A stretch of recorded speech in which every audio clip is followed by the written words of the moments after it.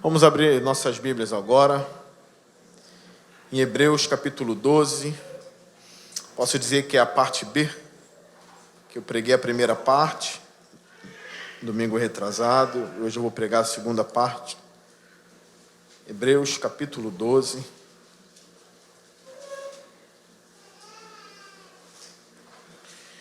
versículo 14.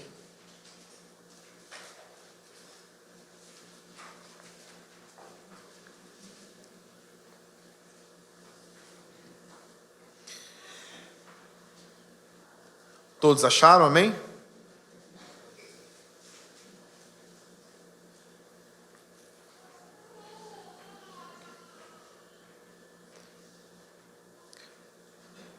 Vamos ler o texto. Diz assim: esforcem-se para viver em paz com todos e para serem santos. Sem santidade ninguém verá o Senhor. Cuidem que ninguém se exclua da graça de Deus. Que nenhuma raiz de amargura brote e cause perturbação, contaminando muitos.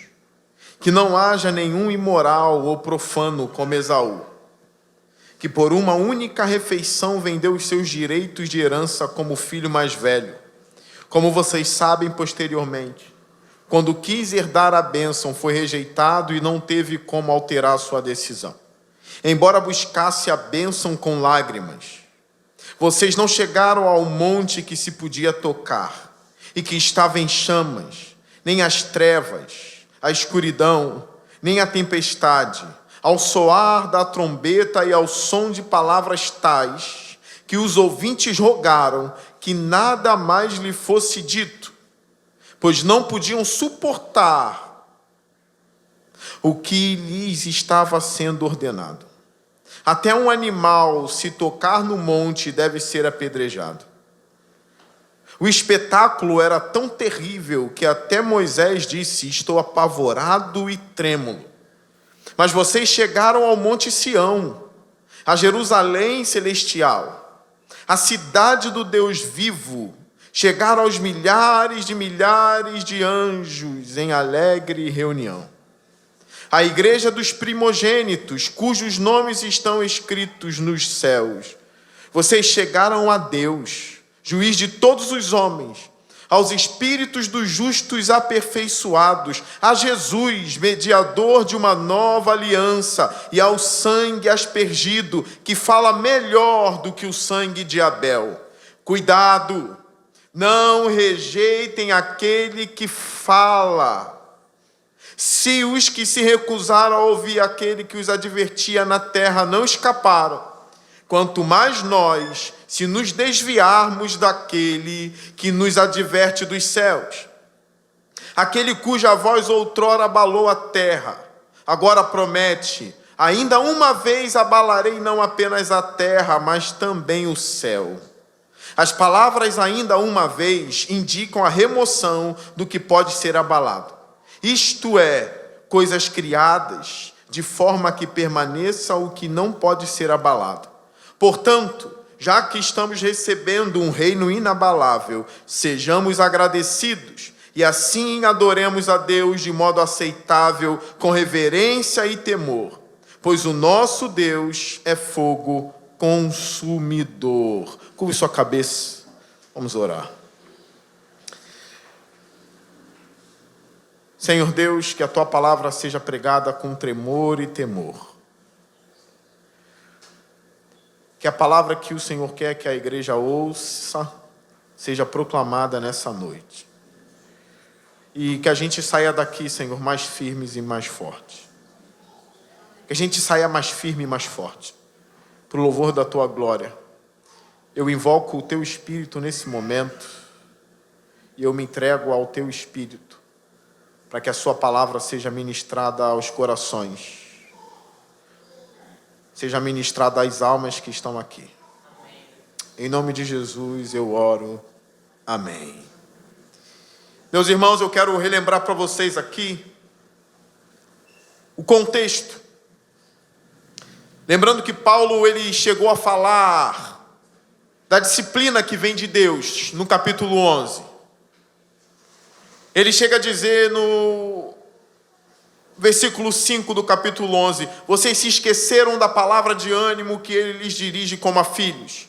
Meu filho, não despreze a disciplina do Senhor, nem se magoe com a sua repreensão, pois o Senhor disciplina quem ama e castiga todo aquele a quem aceita como filho. Suportem as dificuldades recebendo-as como disciplina. Deus os trata como filhos. Ele coloca ele deixa claro que as dificuldades que chegam na nossa vida, ou na verdade que nós deveríamos receber as dificuldades que vêm a nós, como disciplinas do Senhor, que no momento causam tristezas, no momento causam decepções, frustrações, mas ele deixa bem claro aqui que é para o nosso bem, porque Deus disciplina somente os filhos, Deus disciplina somente aqueles que Ele ama.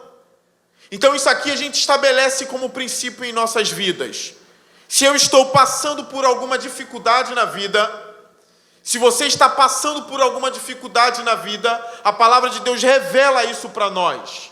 Receba ela como uma disciplina de Deus. Recebe isso como algo vindo de Deus. Crave no seu coração assim: essa dificuldade veio de Deus porque Ele me ama.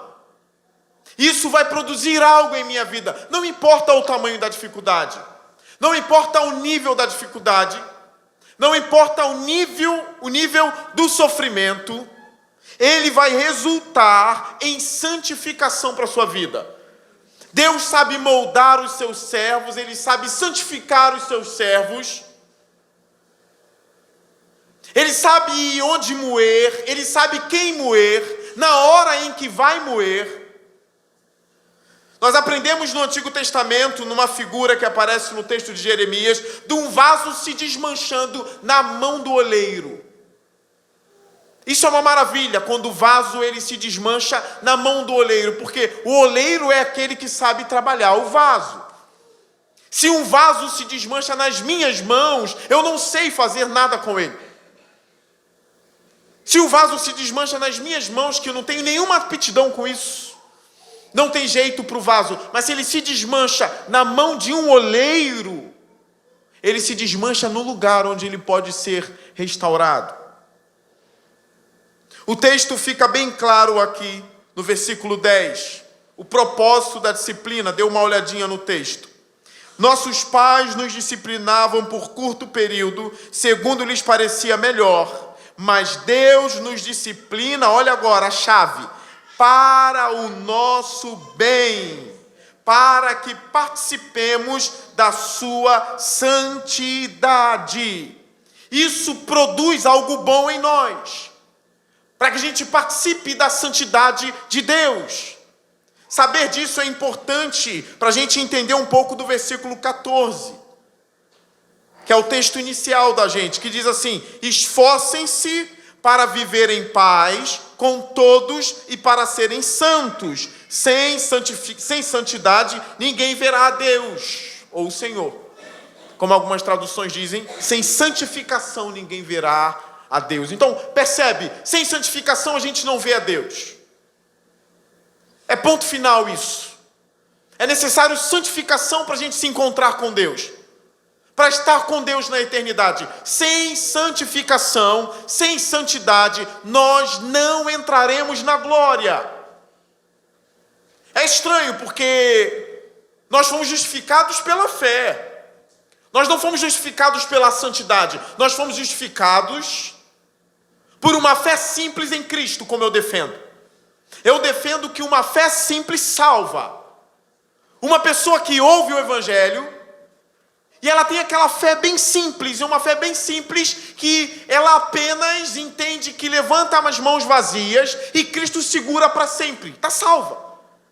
Ela acreditou do coração que Jesus agarrou as mãos dela. Está salva, uma fé simples. Agora nós entendemos assim, o texto se choca ou não com a justificação pela fé? Não, porque essa fé simples, com o tempo, ela vai crescendo e amadurecendo. Não existe estacionamento na vida espiritual. Ou você regride ou você avança. O crente que tem uma fé verdadeira, ele vai avançar, ainda que seja devagar. A santidade vai sendo estabelecida na vida dele, na caminhada. E a santidade acaba sendo a marca daquele que foi justificado pela fé, com uma fé simples, no primeiro dia que ouviu o Evangelho. Vocês reparam que não é contraditório? A salvação é pela fé, mas sem santidade ninguém verá a Deus.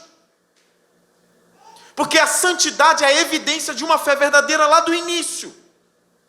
Porque se você é filho de verdade, Deus vai disciplinar você para causar santidade na sua vida. E os caminhos que Deus faz isso são caminhos às vezes estranhos. Você diz, eu não entendi como eu fui santificado, sendo que Deus colocou a mão numa área da minha vida que eu não queria que Ele tocasse. Ele mexeu em áreas da minha vida que eram áreas intocáveis, e Ele mexeu nisso. E eu não entendo como isso pode desembocar em santidade para mim, pastor. Porque até o momento desembocou em decepção. Parece que Deus mexeu em uma área que bagunçou toda a minha vida. E ao invés de eu ver santidade, eu vejo frustração na minha vida, eu vejo tristeza na minha vida. Tenho enfrentado lutas, pastor, na mente que eu não enfrentava antes, na alma que eu não enfrentava antes, no coração, seja lá o que for, se é tudo a mesma coisa, é uma baita discussão teológica. Mas parece que Deus meteu a mão e bagunçou tudo. Não é que Ele bagunçou tudo. Ele está começando a consertar tudo. E às vezes tem uma aparência de bagunça. É porque Ele está chacoalhando o ambiente. As circunstâncias pertencem a Deus. Ele move não somente a sua vida, mas Ele tem o poder de mover todas as circunstâncias. E isso vai desembocar em santidade, sim, na sua vida. Você vai ser mais santo e mais parecido com Ele depois que sair desse vale, desse deserto, desse sofrimento. Algumas pessoas podem olhar para trás e falar, pastor, eu fiz coisas que eu não deveria fazer. Eu fiz coisas, pastor, que se as pessoas soubessem que fui eu que fiz. Que as pessoas não sabem, pastor. Ficaram em dúvida, mas não sabem que eu fiz. Mas eu fiz e ninguém sabe, só Deus sabe. Como pode isso desembocar para o meu bem? Tem perguntas que eu não sei responder. A minha resposta é, vai desembocar para o seu bem. Eu não sei como. Eu não conheço todos os caminhos de Deus, mas vai acarretar bondade de Deus na sua vida. E ele diz assim, esforcem-se para viver em paz com todos e para serem santos. Está meio junto isso, né? É o esforço para viver em paz com todo mundo. Isso demanda força. Isso demanda garra. O nosso propósito como crente é viver em paz. Não podemos deixar nada tirar a nossa paz. Não podemos deixar nada tirar a paz do nosso lar. Não podemos deixar nada tirar a paz da nossa igreja. Nada. A gente precisa olhar e ver. Será que eu estou tirando a paz da comunidade, da igreja? Quem está tirando essa paz? É necessário um esforço para promover essa paz. Isso não é o único texto bíblico que fala disso. Se a gente estudar Efésios fala disso, Romanos fala disso, Colossenses fala para suportar uns aos outros, que a paz é o elo entre nós, é o juiz de nosso coração, é a paz de Deus, é o juiz. Como eu vou julgar determinadas situações? A paz de Deus deve estar estabelecida no meu coração, de tal maneira que os meus movimentos, as minhas atuações, as minhas falas sejam dominadas pela paz. Bem-aventurados os pacificadores, os apaziguadores, os homens e mulheres de paz. Isso é uma ordem do texto bíblico, tá? Esforcem-se para viver em paz com todos e para serem santos. Sem santidade ninguém verá o Senhor, que também é um esforço. Nós precisamos ser mais santos, como eu falei na quarta-feira aqui. A gente precisa olhar e encontrar a beleza da santidade. A gente precisa ver que a santidade não é cafonice de Deus. Deus não é cafona. Deus é santo. E algumas pessoas estão tirando esse atributo de Deus em nome do amor, dizendo que Deus é amor e se esquece da santidade dele, promovendo um Deus manco, como se a santidade fosse algo cafona ou fosse algo ruim. Isaías diz isso na voz dos serafins: Santo, santo, santo, és o Senhor dos exércitos, e toda a terra está cheia da sua glória. A santidade é a maior beleza que existe em todo o mundo. E eu falo todo mundo, englobando o mundo espiritual. A maior beleza que existe é a santidade de Deus. O pecado não pisou no salão da santidade de Deus. Nenhuma feiura há ali. Porque a santidade, ela brilha e ela é a beleza. É por isso que o pecado não suporta a santidade. Ele se desfigura diante da plena beleza de Deus. Se a gente entender a santidade como beleza, nós desejaremos ser mais santos, exalando o bom perfume de Cristo, o caráter de Cristo sendo exalado por nossas vidas. Alguns teólogos dizem a santidade na prática.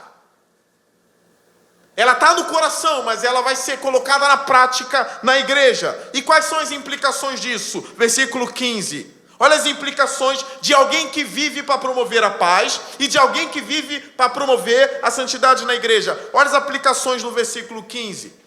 Cuidem que ninguém se exclua da graça de Deus. O que seria se excluir da graça de Deus? E outro ponto, nós devemos cuidar para que ninguém da igreja se exclua dessa graça. Promovendo a paz e a santidade, cuidando para que ninguém se exclua da graça de Deus. O que seria uma pessoa se excluir da graça de Deus? Eu creio que a resposta continua no texto bíblico. O texto vai clareando. Olha o que ele diz: que nenhuma raiz de amargura brote e cause perturbação. Moisés usou essa linguagem no Antigo Testamento. Essa raiz de amargura no Antigo Testamento é uma raiz venenosa, que penetra a alma de uma pessoa. É alguém que, por exemplo, tem encontro com ídolos e demônios e traz isso para o arraial de Israel. É uma pessoa envenenada. É uma pessoa envenenada que envenena todo o povo de Deus. Nós devemos cuidar para que essa pessoa não exista em nosso meio, não matando-a. O cristianismo não mata ninguém. Na verdade, matou. Mas não deveria matar. Os cristãos fizeram muitos males no mundo, se você não sabe. É porque eu não vou dar nomes. Mas teve cristãos matando as pessoas afogadas por causa do batismo, por não concordar. E jogando para ser afogado. Cristãos colocando fogo em pessoas. É uma marca muito ruim na história da igreja. Só que isso não foi feito em nome do Senhor. Não foi mandamento do Senhor. Foi um erro. A igreja não promove isso. A igreja promove a paz e a santidade e o cuidado. A gente não vai destruir essa pessoa. A gente vai fazer de tudo para essa pessoa mudar de opinião. É assim que funciona na igreja. Nem tudo que acontecia em Israel acontece na igreja. Israel era uma nação. Israel enfrentava guerras. Os homens de Israel tinham que matar pessoas. Era uma nação, tinha guerra. A igreja não é uma nação. A igreja é algo muito precioso no mundo. Mas preste atenção. Que nenhuma raiz de amargura brote e cause perturbação. Como você lida com isso? Partindo do princípio que você está tomado pela paz e pela santidade, você alimenta isso? Ou você cuida para que isso não exista em nosso meio? O que é pior, eu não estou nem dizendo de uma pessoa perturbada na denominação. Eu estou falando de pessoas que trazem coisas ruins e malignas para a denominação, para fazer o povo tropeçar, para fazer o povo desviar. É uma linguagem do Antigo Testamento. O texto continua clareando, depois da palavra perturbação, olha o que vem. Contaminando muitos. Essa pessoa está se excluindo da graça de Deus. Ela está contaminando, perturbando o ambiente, trazendo falsas doutrinas, trazendo seus ídolos, enganando os filhos, ou os seus filhos. Ela está apostatando da fé. Eu lembro de um pastor, colega meu, que em um culto ele teve que botar 40 membros para fora da igreja. Que isso nunca aconteça na nossa igreja. E eu dei razão a ele. Pois eram 40 membros bebendo de uma fonte que não deveria beber e achando essa fonte melhor do que a da própria igreja dela. Eu preciso citar o nome aqui para vocês. Eles começaram a beber da fonte do ex-pastor, ex-reverendo, ex-cristão Caio Fábio, que se perdeu fortemente. Ele tem uma aparência de que ainda continua na fé, mas ele abandonou a fé verdadeira há muito tempo. E ele tem a ousadia de bater no peito e dizer: vocês não me assistem, mas seus filhos e seus netos me assistirão e me seguirão. Caio Fábio, ele fala com muita alegria que a netinha dele é lésbica e tem uma namorada muito linda. Ele fala com muita alegria que o filho dele mais velho é gay e tem um namorado, um homem muito bom. E realiza o casamento. Ele diz que a instituição, a religião, que não promove o amor de Deus.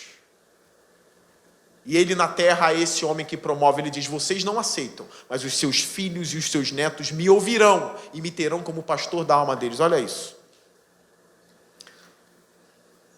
Essas pessoas entraram na igreja desse colega lá em São Paulo e começaram a corromper, e o grupo cresceu e se tornou 40. Eu preciso pregar isso porque você pode dizer: pastor, comigo não, contigo não o quê? Isso pode acontecer com você, a sua mente pode mudar. Nós aprendemos na Bíblia que as pessoas mudam. Demas mudou, amigo de Paulo, companheiro dele. Paulo escrevia carta sobre Demas, chamando Demas de cooperador. Depois diz: Demas me abandonou amando o presente século. Os melhores podem se desviar. E o pior é quando se desviam em nome de Deus. Começa com a raiz de amargura, o veneno. Pessoas se excluindo da graça de Deus, causando perturbação no meio e contaminando a muitos, o texto diz isso. Israel sofreu com isso. Vocês lembram da rebelião de Corá? Quantas pessoas ficaram do lado desse homem? Contra Moisés e a favor de Corá e outros. Eu estou falando de algo que sempre aconteceu no meio do povo de Deus. Pessoas sendo enganadas por falsas doutrinas e por falso ensino. A principal coisa numa igreja que faz alguém se levantar e cair chama-se pregação. A pregação tem o poder de desviar as pessoas se ela for dominada por um veneno espiritual, às vezes com um ar de intelectualidade, às vezes falando aquilo que seu coração quer ouvir. Isso é muito ruim, porque aquilo que é comum dizer, né? Cajadada. Eu não gosto muito dessa palavra, mas eu vou usar a palavra comum que todos vocês entendem. Vocês não sabem como o meu coração dói em casa depois que eu dou uma cajadada na igreja. Eu vou perturbado para casa. Eu falo: Senhor, por que eu tive que pregar isso? Por que eu tive que levar essa palavra? Porque isso ficou martelando na minha cabeça. E eu chego em casa e sofro, irmãos. Eu chego em casa e sofro, e ao mesmo tempo me vem a palavra: eu tenho que anunciar todo o conselho de Deus. Eu estou diante de um texto que vai chamar Deus de fogo consumidor. Provavelmente eu vou deitar em casa e vou ficar chateado. Porque eu queria trazer uma palavra aqui de amor, que vocês chorassem, vendo a bondade e o amor de Deus sempre, todo momento. Mas eu sei que Deus vai me cobrar, dizendo: olha, você tem falado muito do meu amor, muito da minha bondade, e a minha santidade, e a minha justiça. Está falando muito sobre o céu, e sobre a glória, e sobre o inferno. Jesus falou muito sobre o inferno, é urgente isso. As pessoas estão morrendo hoje, indo para lá. Hoje o irmão Robson estava falando com a gente, ele no hospital, e um menino entrou com uma barriga muito grande, e disseram: olha, é o último dia de vida dele. E o irmão Robson, me dá uma oportunidade para eu falar com ele. Deus deu, o irmão Robson foi lá e pregou o evangelho para aquele homem, ele só levantou o braço. Ele disse que um outro, ele pregou o evangelho e no outro dia morreu. As pessoas estão morrendo e se perdendo. E tem gente morrendo em seus pecados e dizendo: Deus vai me aceitar, porque Ele me ama do jeito que eu sou, fazendo o que eu faço, porque eu ouvi Caio Fábio dizer. E Deus vai chamar quem disse isso para você, e Ele vai dizer: o reverendo Caio Fábio.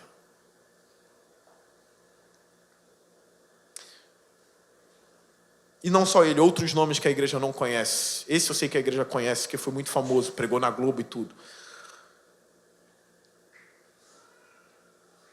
Mas isso contamina. E voltando, esse meu colega pastor, ele teve que convocar a igreja e botar os 40 para fora. Pastor, mas eles não cometeram pecados imorais, sexuais, mas é falso ensino. Doutrina falsa na igreja. Eles precisam ser desligados se não se arrependerem. Então percebam se tem alguém, algum jovem, algum adolescente, alguma mulher, algum adulto já sendo dominado por isso. E cuide para que ele não se exclua da graça. Cuide para que não seja tarde demais. Porque chega um momento que fica tarde demais e não volta nunca mais. Versículo 16. Que não haja nenhum imoral ou profano, como Esaú. Nós não temos registros bíblicos de Esaú sendo imoral sexualmente. Nós não temos registro. Por isso que alguns teólogos acreditam que essa imoralidade, essa prostituição é espiritual. Ele já tinha um coração longe de Deus. É uma imoralidade espiritual, como alguns propõem, porque não tem relato de Esaú sendo promíscuo sexualmente. Mas tem relato do coração dele estar longe de Deus. Ele não ligava para Deus, nem para as coisas de Deus, e era filho de Isaque. Sabe quem é Isaque? O filho de Abraão, o filho da promessa, o grande filho de Abraão. Esaú era filho de Isaque. E o filho de um homem de Deus era profano. É muito triste. Porque Jacó, com todos os seus erros, segurou o anjo e disse: o Senhor não sai sem me dar a minha bênção. E enquanto Esaú não ligou para a bênção de Deus. Enquanto um lutava, mesmo com todos os seus pecados, ele segurou, e tem até um louvor que diz, né? Me dá a minha bênção para depois subir. Ele agarrou e disse: o Senhor não vai sem me dar a minha bênção. Eis aí um homem que não profana as coisas de Deus, mas ama e deseja as coisas de Deus. É por isso que Jacó foi conhecido como o homem que lutou com Deus e venceu. O Senhor tocou em Jacó, abençoou Jacó, doeu, ficou dolorido, mas ele foi muito abençoado. E enquanto Esaú era profano, não ligava, e vendeu a bênção da primogenitura, grave essa palavrinha, por um prato de lentilha. Isso é profanação. Não liga para as coisas de Deus, o que me der. Não ligo muito para isso. Ele não tinha vida com Deus. E ele tinha conhecimento, o pai dele era Isaque. Então o texto diz, olha, que não haja nenhum imoral ou profano como Esaú, que por uma única refeição vendeu os seus direitos de herança como filho mais velho. Como vocês sabem, posteriormente, quando quis herdar a bênção, foi rejeitado. Olha que triste agora. E não teve como alterar a sua decisão, embora buscasse a bênção com lágrimas. Tarde demais. Alguns vão dizer que o arrependimento não estava no coração de Esaú. E alguns vão dizer que, na verdade, ele não estava buscando a comunhão com Deus. Ele estava querendo a bênção do pai. E chorou. E mesmo com lágrimas, ele não teve isso. Ele chegou no estágio onde não tinha mais volta. O nosso coração pode chegar num estágio de profanação tão grande. A gente pode até mesmo chorar pela nossa própria situação e não ter mais volta. Nunca mais. E a pessoa vai morrer em seus pecados. Um livro de Hebreus, onde é o livro conhecido pela galeria dos heróis da fé. Onde diz aqui, pela fé Noé, quando avisado a respeito de coisas que ainda não se viam, foi movido por santo temor, construiu uma arca para salvar sua família. Aí depois, pela fé, Abraão, quando chamado, obedeceu e dirigiu-se a um lugar que mais tarde receberia como herança. E vai citar outros e outros e outros, e Sansão, e vai citar José e tantos outros na galeria da fé. Depois cita Esaú como um profano. Um livro que tem a galeria da fé dos maiores homens de Deus. Coloca o filho de Isaac, não na galeria da fé, mas como profano do Antigo Testamento. Porque ele menosprezou as bênçãos de Deus e trocou por coisa muito baixa e muito pouca. Lembrando, ele já tinha um coração longe de Deus. E enquanto Jacó perseguiu isso, Esaú era profano e imoral. E mesmo buscando com lágrimas, ele não pôde recuperar o que perdeu. Olha o versículo 18. Vocês não chegaram ao monte que se podia tocar. Isso é muito importante, porque eu quero fazer a igreja refletir agora. Porque no versículo 17 diz assim, como vocês sabem. Ele está escrevendo aos hebreus, como vocês sabem. Aí depois ele fala do monte que não se pode tocar. Os hebreus sabiam disso também. A igreja sabe do que o texto está falando aqui. A igreja conhecia a história de Esaú e Jacó. Leia. Como vocês sabem, e se a igreja não souber? É importante estudar e ler as narrativas bíblicas. Vocês precisam conhecer as histórias do Antigo Testamento. Pastor, qual é o propósito? Exemplo. Você vai olhar o povo no deserto murmurando e você vai dizer, eu não murmurarei, Senhor. Porque eu vi o fim desse povo. Eu vi o que a murmuração causa na vida de uma pessoa. Você vai ver os conselhos do amigo de Jó, dos amigos de Jó, e você vai dizer, eu não serei esse amigo.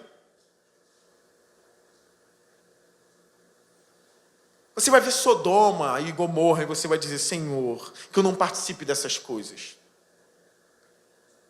Você vai ver os erros de Sansão e não vai cometê-los. É necessário estudar as histórias do Antigo Testamento, ler e reler essas histórias. Porque elas marcam. Leia como Caim matou Abel, irmãos. Para você não fazer o mesmo com seu irmão. É melhor ser um Abel morto do que um Caim vivo.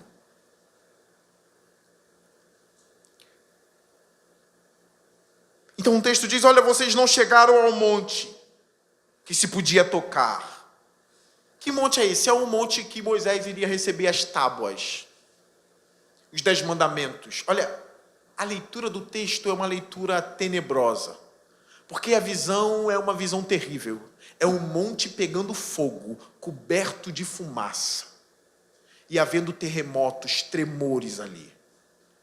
A Bíblia fala que Deus desceu num monte e Deus começou a falar. Olha os relatos. Vocês não chegaram ao monte que se podia tocar e que estava em chamas. Nem as trevas, vocês não chegaram àquelas trevas, vocês não viram. Vocês não chegaram à escuridão, nem à tempestade. Vocês não viram ou não ouviram o soar da trombeta, porque houve fortes sons de trombeta quando Deus desceu no monte. Muito barulho, algo terrível aconteceu ali. E ao som de palavras, tais, Deus falando ali no monte. Imagine o povo de Israel de frente no monte e Deus falando. Ao invés do povo dizer, fala mais, Senhor, fala mais porque a tua voz é doce como mel. Olha o que o povo disse. E ao som de palavras tais, que os ouvintes, os que ouvem a palavra, rogaram que nada mais lhes fosse dito. Para de falar, Senhor. A coisa é terrível. Está dando medo, está dando pavor, a visão é terrível, a voz é terrível. Olha o versículo 20. Pois não podiam suportar o que lhes estava sendo ordenado. Até um animal se tocar no monte deve ser apedrejado. Deus disse a Moisés, que ninguém se aproxime do monte, Moisés. É só você, depois chamou Arão também. Que ninguém toque no monte, nenhum animal, todo aquele que tocar nesse monte morrerá. Ao ponto do povo pedir Moisés para mediar a conversa. Porque a voz de Deus estava terrível ali. Olha o versículo 21. O espetáculo era tão terrível que até Moisés disse, estou apavorado e trêmulo. Muita gente não sabe disso. Porque quando o povo fez o bezerro de ouro, e Moisés viu a fúria de Israel, ou na verdade a fúria de Deus, Moisés fala que teve muito medo porque ele viu o furor de Deus. Está vendo como é difícil pregar essas coisas? Porque a gente sempre quer ver um Deus que sorri. Mas Deus estava diante de um povo, como diz a Bíblia, rebelde e mau. Agora imagine um povo rebelde e mau de frente com toda a santidade de Deus, irmãos. Um monte tremendo, raios, relâmpagos, terremotos, o estrondo da voz do Senhor. E eles dizendo, não fale, não fale. O povo clamando, não fale. Quem tocar vai morrer, é causa e efeito. Não coloque o dedo na tomada e você vai tomar choque. Ou, não coloque, você não tomará choque. Se tocar, vai tomar choque. Não se aproxime ninguém daqui. Aí Moisés intercedeu diante de um Deus furioso. Moisés intercede ao povo, para o bem do povo diante de um Deus furioso. E o Deus furioso ouve Moisés e não mata o povo. Mas Moisés confessa sim que ele estava apavorado e com medo. Nós vemos isso em Deuteronômio 9:19. O texto continua, versículo 22. Mas vocês chegaram ao Monte Sião. Olha agora a igreja, olha isso. Vocês não estavam lá nesse monte pegando fogo, onde a lei do Senhor desceu. Moisés quebrou as tábuas quando viu o pecado do povo, irmãos. O coração do povo se desvia muito rápido. Moisés ficou 40 dias no monte e eles se desviaram logo, muito rápido. Moisés quebrou as tábuas, tacou-as no chão. E depois Deus ordenou de novo e deu outras tábuas a Moisés. Nós não estávamos lá, o espetáculo era terrível. Mas nós chegamos em um monte, tá? Não naquele, mas nós chegamos em um lugar. Nós não vimos os relâmpagos, os terremotos e nem aquela voz terrível de Deus. Nós não estávamos lá, mas nós estamos em algum lugar. Nós chegamos em algum lugar pelo sangue do Senhor. Onde nós chegamos? Ao versículo 22. Mas vocês chegaram ao Monte Sião. Olha o contraponto do versículo 18 com o 22. O 18 diz, vocês não chegaram ao monte que se podia tocar, era palpável, se via. Podia tocar porque era palpável, mas se tocasse morria. Mas era algo visível, material. Vocês não chegaram a esse monte. Mas olha o 22. Mas vocês chegaram ao Monte Sião. Chegaram a Jerusalém celestial. Vocês chegaram à cidade do Deus vivo. Olha isso. O Monte Sião é a representação do lugar de Deus. A igreja chegou lá. A igreja já chegou na cidade do Deus vivo, na Jerusalém celestial. A igreja já chegou aí. A igreja precisa saber onde está. A igreja precisa saber quem é. A igreja não está longe de Deus. A igreja está na cidade de Deus já.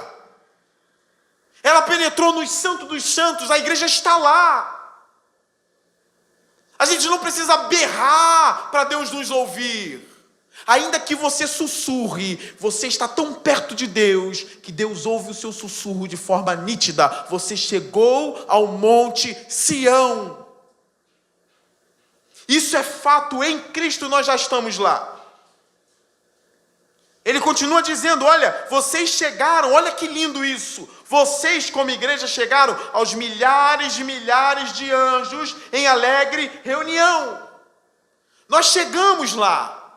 Chegamos num lugar onde os anjos estão em alegre reunião. Nós, como igreja, chegamos lá. Provavelmente os anjos estão aqui entre nós. E eles sabem, eles olham e dizem, eis aí o povo que chegou na cidade de Deus, no Monte Sião. Olha o versículo 23. Vocês chegaram à igreja dos primogênitos. Quem são os primogênitos aqui? Lembra a palavra primogenitura? Esaú vendeu a sua primogenitura por um prato de lentilha. E aqui a Bíblia vai dizer que nós, a igreja, nós chegamos à igreja dos primogênitos. Quem são? Olha agora. Cujos nomes estão escritos nos céus. Nós chegamos a essa igreja. O texto continua, vocês chegaram a Deus, juiz de todos os homens, vocês chegaram aos espíritos dos justos, aperfeiçoados. Quem são? Os santos do Antigo Testamento, que foram aperfeiçoados, estão na glória. Os teólogos colocam um texto, por exemplo, em que é dito ali, onde o nome de Abraão, Isaque e Jacó é dito. E o Senhor Jesus diz, olha, Deus não é Deus de mortos, mas de vivo. Eles são aperfeiçoados e eles estão na glória. Nós chegamos a esse lugar. Estamos ali, aos espíritos dos justos aperfeiçoados. Olha o versículo 24. A Jesus, mediador de uma nova aliança, e ao sangue aspergido, nós chegamos lá. Que fala melhor do que o sangue de Abel. Olha isso. O sangue de Abel clamava por vingança, porque Caim matou ele. Mas o sangue de Jesus fala melhor do que o sangue de Abel. Ao invés do sangue de Jesus clamar por vingança, pelo que ele sofreu na cruz, o sangue de Jesus grita e clama, vinde a mim todos vocês que estão cansados e sobrecarregados, porque eu vos aliviarei. O sangue de Jesus clama, eu sou o caminho, a verdade e a vida, ninguém vem a Deus a não ser por mim. O sangue de Jesus clama, só aqui há perdão, não é vingança. Fala melhor do que o sangue de Abel, é isso que significa. O sangue de Abel clama por vingança. O sangue de Jesus diz, aqui há perdão, banhem-se do meu sangue. Venham vocês, banhem-se dele. Não há vingança aqui. Não hoje. Não hoje. É o sangue aspergido sobre nós. Isso aconteceu lá no Egito, nas portas, nos umbrais das portas. E é um simbolismo aqui para a igreja. Nós estamos debaixo do sangue de Jesus, que fala melhor do que o de Abel. Ao invés de pedir vingança, ele proclama perdão dos pecados. Olha onde a gente chegou, irmãos. Aí você diz, olha, eles chegaram tão perto, eles viram aquilo tudo. A igreja chegou num lugar melhor e superior. O que isso significa? Pastor, vamos festejar agora. É claro, vamos festejar por isso.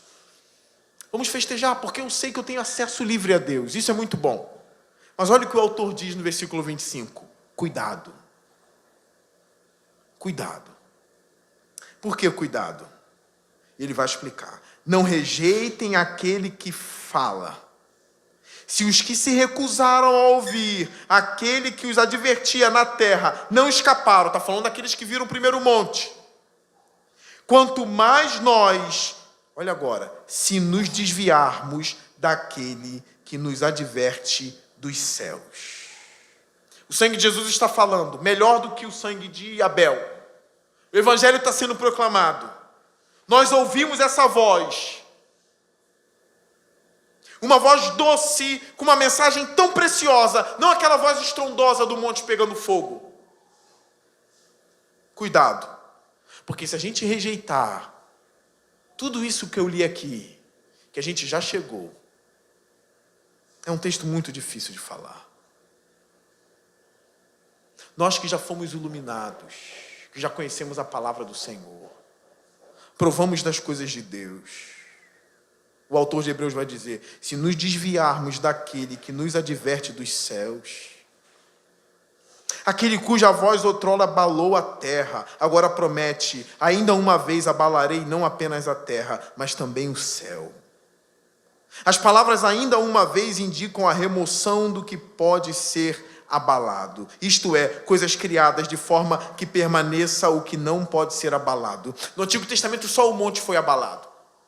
Agora céus serão abalados. Ageu profetiza isso. Abalarei os céus.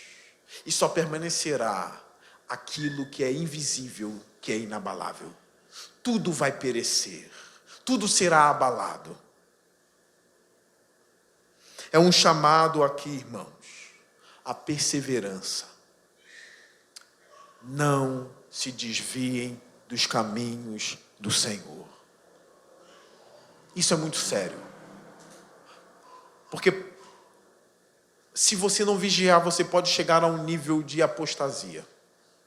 E se você chegar naquilo que nós chamamos de apostasia, não tem mais volta. O pecado te domina de uma forma tão grande. A sua mente é corrompida por coisas tão falsas e enganosas. E quando isso domina você de fato, você não volta nunca mais para Jesus. É um endurecimento muito profundo e muito forte. Cuidado com a apostasia. Eu conheço, na verdade eu li, não conheci, né? Um teólogo alemão que dizia, olha, quem venceu a última tentação, venceu tudo. E ele defende que a última tentação é quando o diabo usa todos os seus artifícios para fazer você se tornar um anticristo. Não o anticristo, mas um anticristo. Um anti-evangelho. Perdeu a fé. Era crente, cantava, vinha aos cultos, orava pelas pessoas, chorava, mas agora zomba de Cristo, pisoteia o sangue de Cristo. Blasfema contra o Espírito Santo. Não há mais volta para quem chegou nesse estado, irmãos. E quem consegue resistir isso até o fim, essa artimanha do diabo, e vence, ele venceu a última tentação. Como eu estava conversando com alguns irmãos, olha, eu acredito que tem um estágio sim de um homem, que ele abandona a igreja, abandona Cristo, abandona a fé, de tal maneira que ele não volta mais para Deus nunca mais. Mas eu creio por outro lado, e aqui é uma palavra de força para a igreja, que existem servos de Deus que já enfrentaram muita coisa, e já passaram por tanta coisa, já enfrentaram o diabo e venceu. Eu creio que esses também não cairão nunca mais, porque já venceram tudo. E aí você pergunta para eles, você já perdeu o filho? Para você saber, perdi. Não perdeu a fé? Não. Já perdeu mãe e abalou? Não, perdi mãe e não abalou a fé. Até abalou, mas voltou. Já ficou doente? Já. Perdeu? Não. Já leu livros de ateus inteligentes que tiram a fé de muita gente? Já li todos. Não estou falando eu. Isso aqui, uma figura de linguagem, nem a figura de linguagem, como se eu estivesse representando alguém que não está aqui. Já leu todos esses livros que tiram a fé da pessoa? Já li. Perdeu a fé, até abalou, mas depois voltou. Não perdi, não. Já sentiu a opressão do diabo te cercando em casa e querendo minar a tua fé? Sugando a tua fé, já senti. Perdeu a fé? Não, não perdi, não. E vai perder como agora? Não perde mais. Ele chegou a um nível de maturidade tão grande que ele nunca mais larga Jesus. Nunca mais. Nada tira ele de Jesus. Nunca. E o mundo já demonstrou isso. Paulo foi um exemplo disso. Paulo já apanhou? Já. Perdeu a fé? Não. Foi preso? Fui. Perdeu a fé? Não, ainda cantei. Ei, cantou. Já foi humilhado pelo diabo? Já, esbofeteava a minha cara. Perdeu a fé? Não, Deus me deu mais graça, porque o poder dele se aperfeiçoa na minha fraqueza. Foi abandonado pela igreja? Já. Perdeu a fé? Culpou a Deus por causa da igreja? Não, porque Jesus esteve comigo em todos os momentos, ele escreve para Timóteo. Venha, Timóteo, o mais rápido possível. Só Lucas esteve comigo, ninguém veio em minha defesa, mas Jesus sempre esteve comigo. Perdeu a fé? Não. Porque por mais que a igreja foi ausente, ou fosse ausente, ou vai ser ausente, eu não sei, Jesus não é ausente, e Jesus sustenta a minha fé. E aí, Paulo, vai perder a cabeça amanhã? Vai negar? Não, esse homem não para, ele não perde, ele não é Esaú, ele é Paulo. Pedro já negou? Já. Perdeu a fé? Quase. Se não fosse o olhar de Jesus, eu ia embora. Quase. Mas perdeu? Não. Ele me olhou e eu me arrependi. Eu não fui Esaú. Não foram só lágrimas. O meu coração se quebrantou e eu me arrependi profundamente. Fora a apostasia. Fora negar Jesus. Eu sou de Cristo para sempre. Me arrependo dos meus pecados e não vou parar de caminhar. Nunca. Pedro se abalou de novo, abalou. Em Gálatas, Paulo resiste ele na cara e diz: Pedro, você não anda na verdade do evangelho. Se consertou. E a tradição da igreja vai dizer que Pedro morreu crucificado de cabeça para baixo e não negou a fé. Existem homens que apostatam, mas existem homens que passam por tudo e não conseguem largar Jesus. Nunca. Não consegue de forma alguma.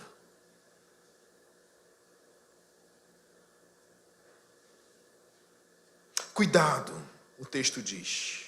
Nós vimos coisas preciosas. Aquele cuja voz outrora, no verso 26 diz: abalou a terra, agora promete: ainda uma vez abalarei não apenas a terra, mas também o céu. Profecia de Ageu. As palavras ainda uma vez indicam a remoção do que pode ser abalado. Isto é, coisas criadas de forma que permaneça o que não pode ser abalado. Versículo 28. Portanto, já que estamos recebendo um reino inabalável, olha isso, sejamos o quê? Agradecidos. O que tem te impedido de agradecer a Deus? Às vezes é uma coisa tão boba e tão besta, que você olha para esse texto aqui e diz: Senhor, eu estou sendo um tolo. Não estou te agradecendo porque a minha família não presta. Ou não caminha comigo. Não estou grato a ti porque estou chateado com muita gente. Bobeira. E tem tantas coisas que eu posso listar aqui. Portanto, já que estamos recebendo um reino inabalável, sejamos o quê? Agradecidos, porque estamos recebendo um reino inabalável. E assim, adoremos a Deus de modo aceitável, com reverência e temor. Ah, essa palavra, ou essas duas palavras, reverência e temor. Onde a gente vê pastores agora dizendo que Jesus não se importa com uma menina que estava na igreja, continua dizendo que é crente, mas vai dançar carnaval com a Ivete Sangalo. E diz que Jesus está com ela. Ela pode ser salva. Eu sei que ela pode ser salva. Mas cadê a reverência e o temor? Para muitos, essas palavras têm que ser tiradas da igreja o mais rápido possível. Porque o Deus deles é um Deus que tolera tudo. E o nosso Deus não tolera tudo, irmãos. Ele não tolera tudo. Eu preciso dizer isso para vocês, irmãos. Tem páginas na Bíblia que eu leio e eu acho tão difícil. Eu olho para os filhos de Eli e eu falo: meu Deus, Que homens malignos. Deus suportou esses homens durante anos, mas eles não mudavam. E o texto é tão duro porque Deus diz, olha, eles não se arrependeram, porque Deus queria matá-los. Está bem claro assim no texto. Há um nível de iniquidade. Deus vai esperando aquilo aumentar. E a paciência dele é muito grande. E quando chega e transborda, acaba. Lembra que ele disse para Abraão? Deixe com que os pecados e a malignidade deles transbordem. Ainda não é tempo. Ele é muito paciente. Ele tolerou povos profanos que queimavam as crianças no fogo ainda, proclamando a mensagem para ver se arrependia. Lembra que Nínive se arrependeu e foi salvo? Não deixe a iniquidade tomar o seu coração ao ponto de não haver mais nenhuma pegada de Deus no seu coração. A iniquidade pode crescer de tal ponto onde as pegadas do seu coração sejam somente as pegadas do diabo e você está parecido mais com os demônios do que com Deus. Quando chega nesse nível, irmãos, o fogo consumidor aparece. São textos dificílimos, mas para que serve? Para que o nosso coração não se endureça como o de alguns, para que a gente tenha temor diante de Deus, reverência diante de Deus, na igreja, na vida, para a gente pecar e correr para Deus o mais rápido possível, pedindo perdão, dobrando os nossos joelhos. Cuidado com todos os pecados. Cuidado com a ira te dominando, ela pode te levar a um estágio demoníaco também. A ira tem o poder de fazer uma mãe sem querer jogar uma panela fervendo na cara do filho e depois se arrepender e chorar. É a ira. Dominou. Como eu já preguei aqui na igreja, a ira atrai o diabo para você. Porque a Bíblia diz, não ireis, não se ireis, não deis lugar ao diabo. A inveja às vezes é tão grande, que você pode torcer para a pessoa morrer só porque tem inveja. Enfim, são muitas coisas, irmãos. E o texto diz, olha, sejamos agradecidos, é isso. Pastor, eu não tenho muitas coisas não, mas eu sou agradecido porque eu tenho um reino inabalável. Eu entrei na Jerusalém Celestial. Eu entrei onde os anjos estão. Eu entrei no lugar onde Abraão está. Cristo me representa lá, sentado na glória. E em breve eu estarei lá, pastor. O versículo 29 termina, olha, com reverência e temor, pois o nosso Deus é fogo consumidor. O nosso Deus é amor, mas Ele é fogo que consome também. E é necessário, porque senão Ele não poderia ser bom. Um Deus bom, Ele precisa consumir também. Porque um Deus bom odeia a maldade, irmãos. Ele odeia a maldade. Eu preciso trazer essa mensagem aqui. Porque se um dia você pensar em se desviar, depois de ter ouvido exposições claras da Bíblia, ter os olhos iluminados para ver as coisas de Deus, e você abandonar a Deus e se apostatar, não há mais volta para você. Então ore ao Senhor e diga, Senhor, guarda os meus pés. É por isso que eu preciso pregar vários textos bíblicos, porque nós acreditamos na perseverança dos santos. Mas eu acredito que os santos perseveram ouvindo essas palavras assim.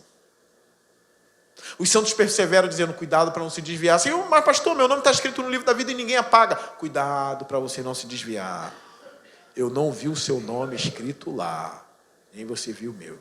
Os santos perseveram também ouvindo as ameaças da Bíblia.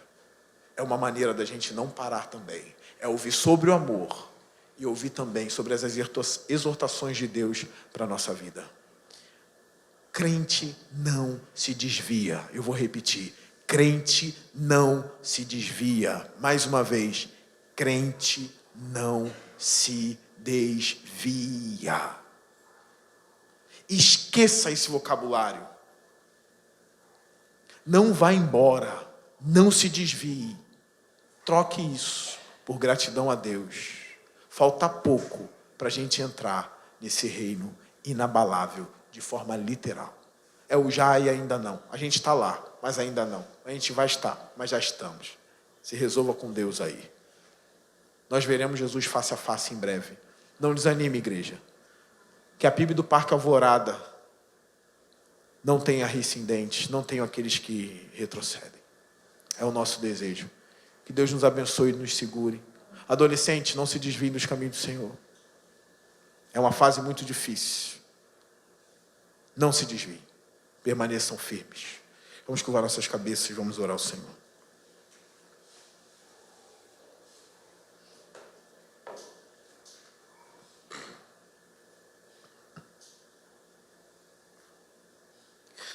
Pai, com toda a reverência, agora nós curvamos as nossas cabeças.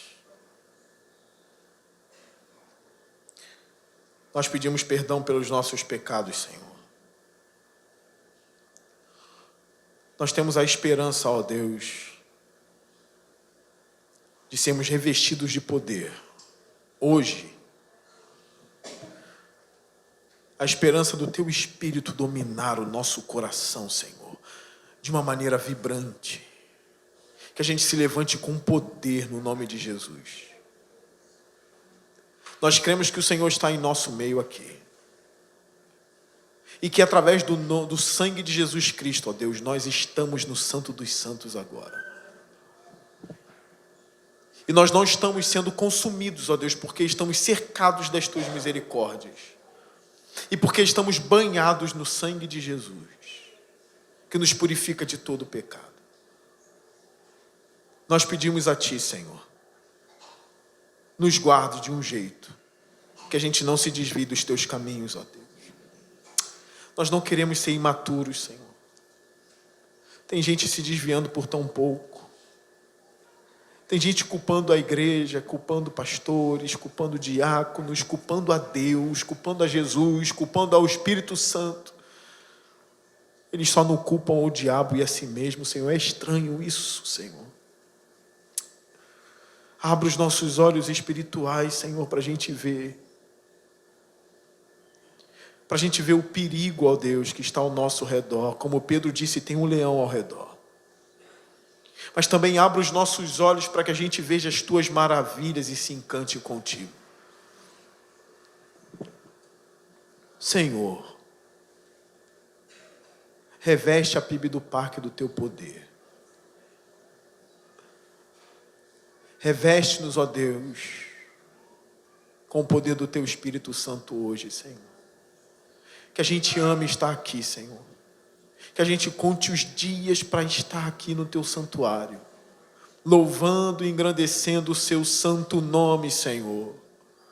Nesse momento nós queremos dar glórias ao Teu nome, bendizer o Teu nome, Senhor. Porque Tu és santo, Tu és bondoso, Tu és poderoso.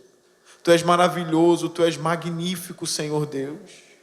Toda a terra está cheia da Sua glória, ó Deus.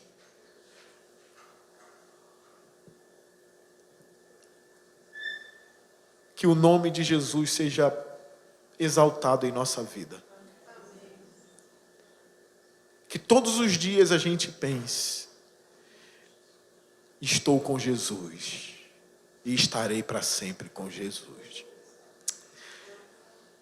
Senhor, que essa fé nos acompanhe até o dia da nossa morte. Onde a gente possa segurar as mãos daqueles que nós amamos, olhar nos olhos e dizer: calma, eu estou indo com Cristo. Cuida de nós. Eu já oro a Deus pelos momentos que nós teremos juntos. Eu já oro pelo retiro. Eu já oro pelos próximos cultos que haverão nessa igreja, quarta, domingo. Que um seja melhor do que o outro, Senhor. Que um seja melhor do que o outro para a sua glória. No nome santo de Jesus, eu abençoo os meus irmãos. Amém e amém.